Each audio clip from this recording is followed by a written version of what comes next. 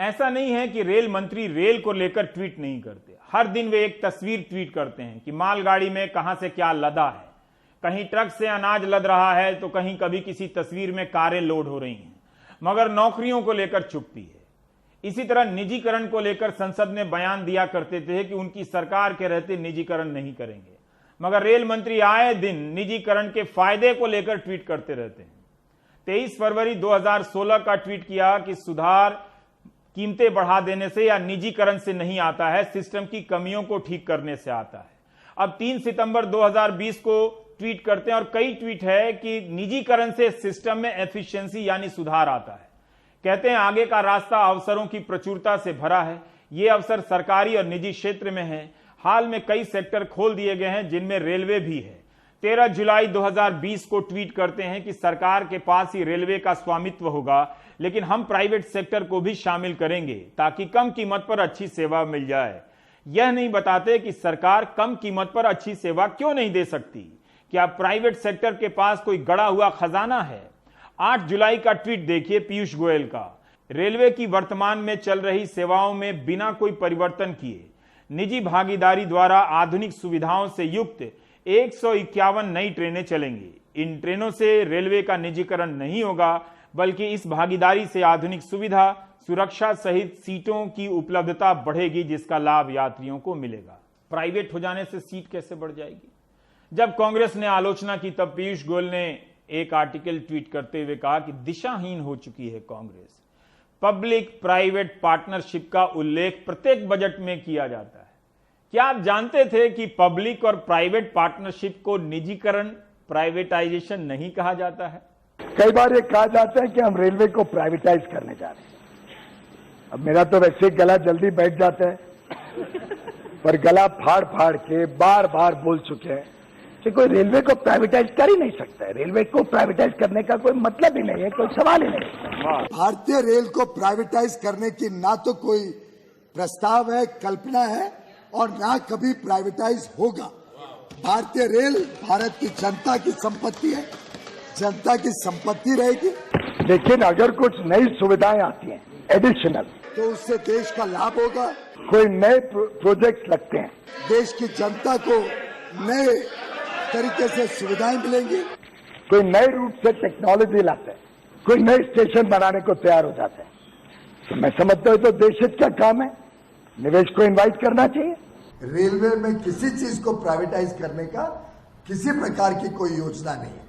अगर कोई इस प्रकार की बात करते हैं तो वो गलत प्रचार है, और उसमें आप में से कोई भी गलत प्रचार में please don't fall prey to it. लंबे समय तक यह कहना कि निजीकरण नहीं होगा, फिर निजीकरण को नए अवसर के रूप में बताने लगना। गियर वैसे भी आसानी से चेंज हो जाते हैं। रोजगार बढ़ाने के नाम पर रेलवे का निजीकरण हो रहा है, लेकिन खुद प्राइवेट सेक्टर रोजगार नहीं दे पा रहा है। महामारी के कारण वह भी संकट में है। निजीकरण नहीं होगा, इसे लेकर पहले के बयानों पर कोई सफाई नहीं। 2021 तक 4 लाख नौकरियां क्यों नहीं दी जा सकेंगी, इस पर अब कोई बयान नहीं। पीयूष गोयल ने लोकसभा में बयान दिया था कि निजीकरण नहीं होगा, तो कम से कम उन्हें प्रधानमंत्री की बात तो याद होगी जो उन्होंने बनारस में कही थी दिसंबर 2014 में। तालियां भी सुनिएगा।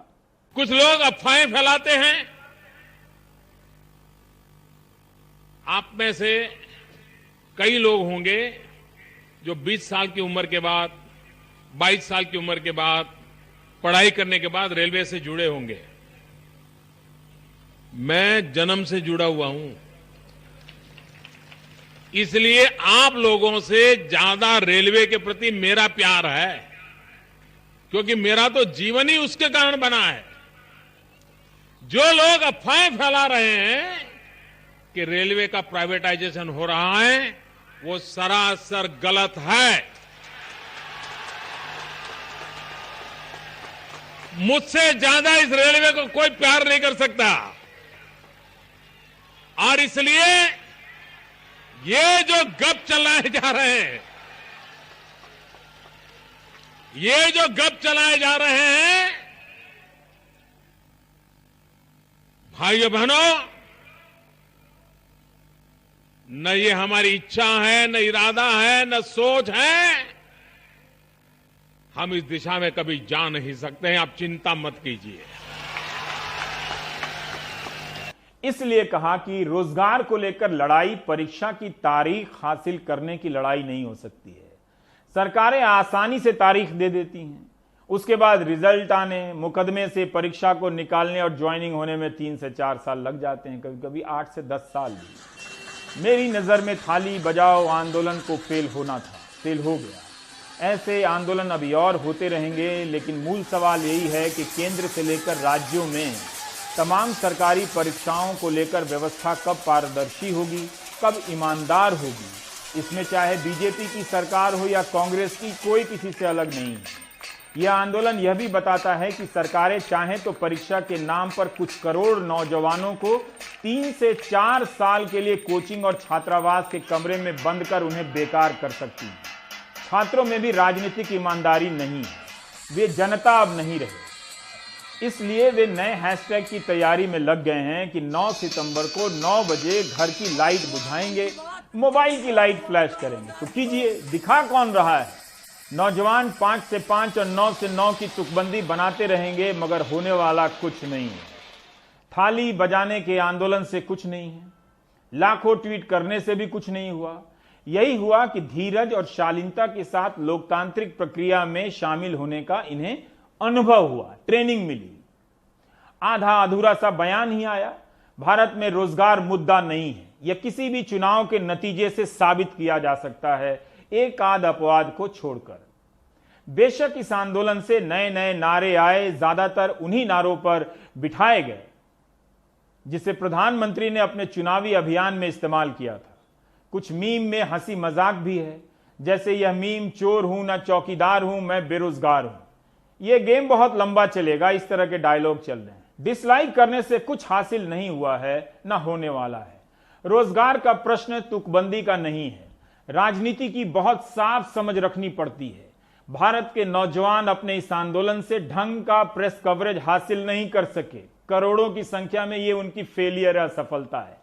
रिजल्ट और ज्वाइनिंग तो दूर की बात है, उनके घरों में भी लोग दिन रात रिया चक्रवर्ती का मीडिया के जरिए लिंच किया जाना देख रहे होंगे। चेक कीजिए और समझा जाता होगा कि मीडिया इंसाफ कर रहा है।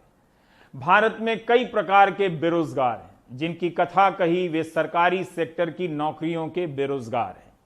इसी तरह लाखों रुपए प्रोफेशनल डिग्री में खर्च करने के बाद अनगिनत युवा बेरोजगार हैं, वो भी लाखों करोड़ों में हैं।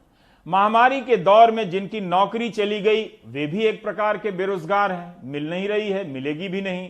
जिनकी सैलरी आधी हो चुकी है और नौकरी जा सकती है, वे नौकरी करते हुए भी खुद को बेरोजगार जैसा महसूस करने लगे हैं। वे ऐसे आंदोलनों से दूर हैं। ट्रेंड आंदोलन बेरोजगारी का संपूर्ण आंदोलन नहीं है, अपनी अपनी परीक्षा का सीमित आंदोलन है।